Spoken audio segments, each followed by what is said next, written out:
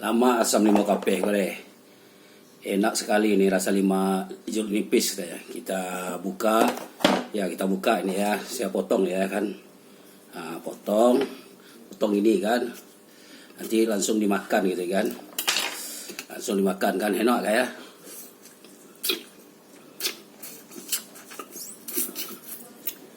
Habis kan, kita potong lagi ya. Kita potong lagi. Ini enak nih. Enak nih.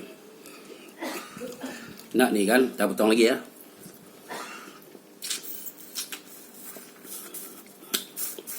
Habis kan. Kita potong lagi, masih ada sisa nih.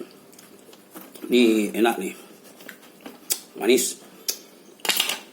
Ini manis ya. Ya. Kita potong lagi ya.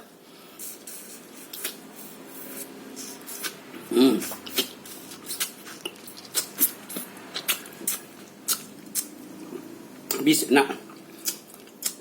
Ini udah bisa, kita tambah lagi ya. Kita potong satu lagi nih. Ini ada satu lagi ya. Enak nih. Kita potong, dipotong ya. Kita potong ya. Nah, ini kita makan lagi kan.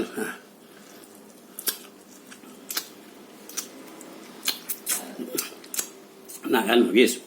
Separuh ya. Potong ini pisaunya, jangan bilang nggak dipotong ya. Nah. Ini untuk obat batuk. Kalau obat batuk enak nih. Nah, ini potong lagi kan.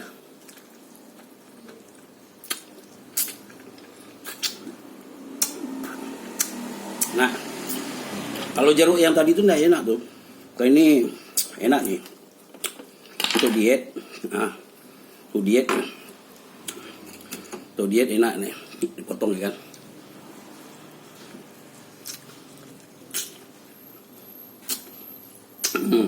Ini ya. Enak kan. Tambah lagi satu lagi.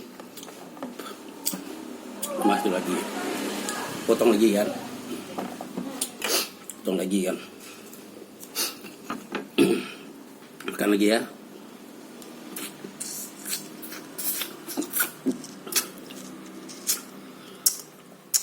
Enak ya. Itu lagi. Ini pada makan apa? Pada apa kan? Apa namanya, jus enak ini lagi.